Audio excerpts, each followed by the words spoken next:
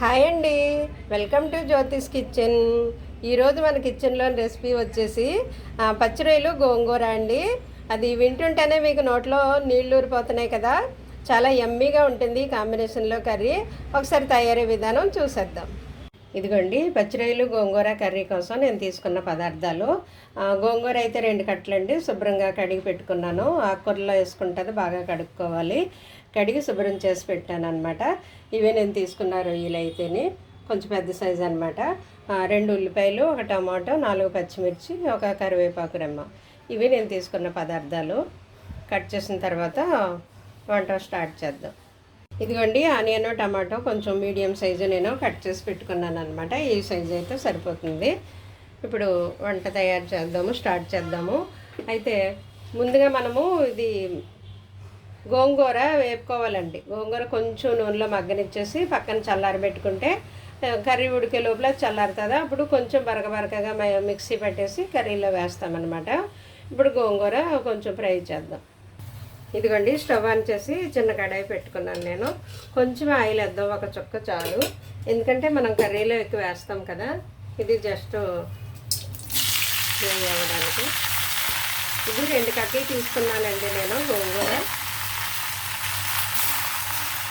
కొంచెం ఇలా దగ్గరికి మగ్గిపోతే దీన్ని తీసేసి కూర పెట్టేస్తాను. దీంట్లో వాటర్ తడంతా పోయి దగ్గరికి మగ్గే వరకు మగ్గనిద్దామండి. 2 నిమిషాలు మగ్గుతుంది. ఇదిగోండి, గోంగూర ఇలా దగ్గరికి మగ్గిపోతే చాలు అనమాట. ఇది చల్లారనిచ్చి మనము మిక్సీలో బర్రమని 2 సార్లు అంటే చాలు, మెత్తగా పేస్ట్ అయిపోక్కర్లేదు. 2 సార్లు బర్రమనిపిస్తే సరిపోతుందండి. ఇది తీసేసి మనం కూర పెట్టుకుందాం. ఓకే, ఇది హీట్ అయిన తర్వాత ఆయిల్ వేసేద్దాం మనం.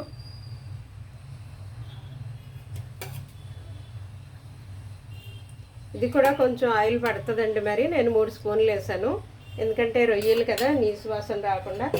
అది కొంచెం సరిపడా ఆయిల్ ఉంటేనే టేస్ట్ బాగుంటుంది.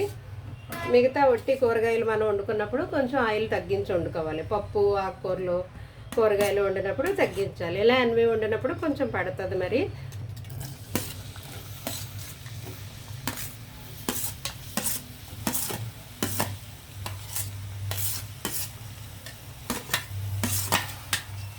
కొద్దిగా ఇది ఆనియన్ ఫ్రై అయ్యేటప్పుడే మనం రొయ్యలు వేసేయచ్చు.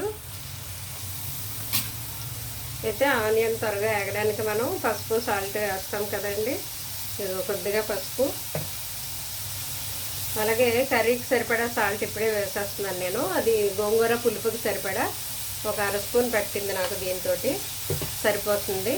మీరు తీసుకున్న స్పూన్ను బట్టి, మీరు తీసుకున్న ఐటమ్స్ని బట్టి మీరు ఎక్కువ తక్కువ అడ్జస్ట్ చేసుకోవాలి.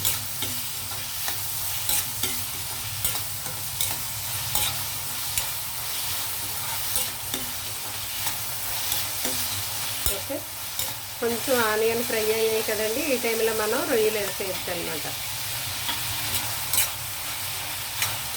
ఈ ఆనియన్తో పాటు రొయ్యలు కూడా వేగుతాయి.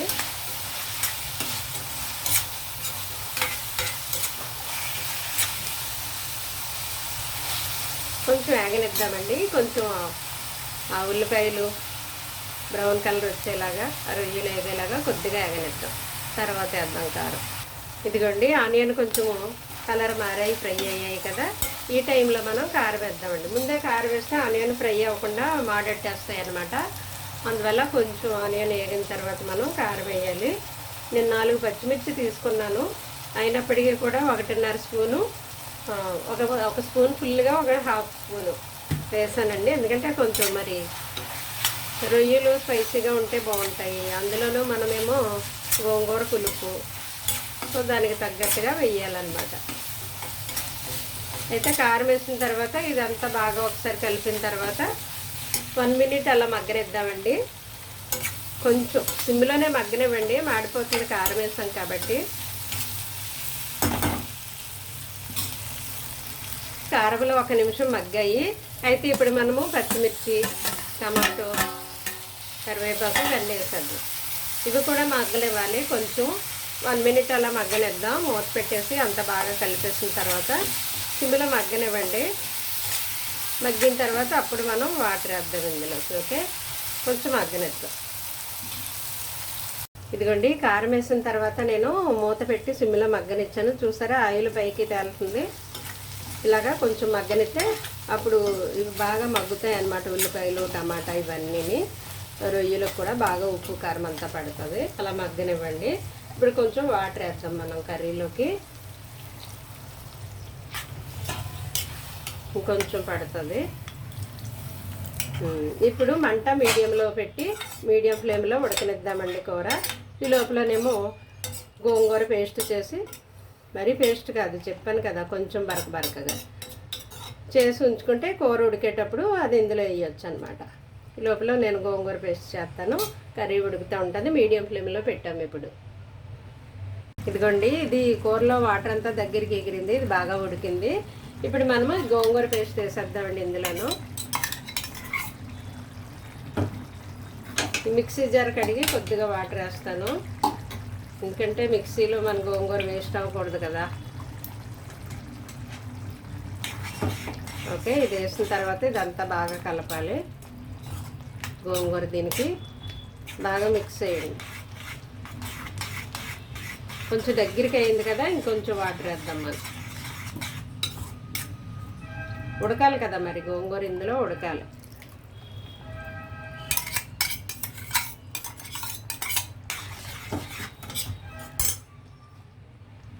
ఓకే, గోంగూర ఇందులో ఉడకాలన్నమాట. కొంచెం వాటర్ వేసాను. అయితే మనం ఇందులో కొంచెం జీరా ధనియా పౌడర్ వేద్దామండి, కొద్దిగా, ఒక 1/2 స్పూను. అలాగే గరం మసాలా కొద్దిగా టేస్ట్ కోసం కొంచెం చిన్న స్పూను, ఒక 1/2 స్పూన్ వేసాను. ఓకే, ఇదంతా ఇప్పుడు ఒకసారి కలిపేసి ఒక 2 మినిట్స్ అలాగా మరలా సిమ్లోనే ఉడకనివ్వండి. 2 మినిట్స్ ఉడికితే సరిపోతుంది అనమాట. అన్నీ వేయవలసినవి వేసేసాము. ఈ టైంలో మీరు ఉప్పు చూసుకోండి సరిపోయిందో లేదో.